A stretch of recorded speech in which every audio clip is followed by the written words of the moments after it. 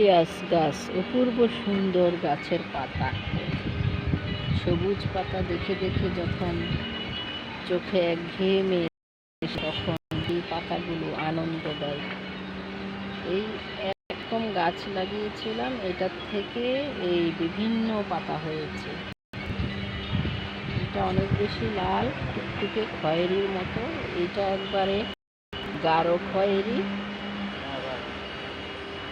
এখানে আছে সবুজের রং বেশি, আর একটা আছে গাঢ় লাল রং। এই যে এগুলো হচ্ছে কলিয়াসের ফুল, ফুল থেকে বীজ পড়ে আবার সুন্দর করে চারা হয়। আর দেখবেন কি আশ্চর্য বিষয়, যখনই চারা হয় এক একটা ভিন্ন রঙের চারা হয়। এই জন্য কলিয়াস একটি অপূর্ব গাছ, পাতাবাহারের জন্য লাগানো হয়। বাগানের শোভাবর্ধনই এর মূল উদ্দেশ্য। ডাল থেকেই এর হয়, তবে বীজ থেকেও চারা হয়।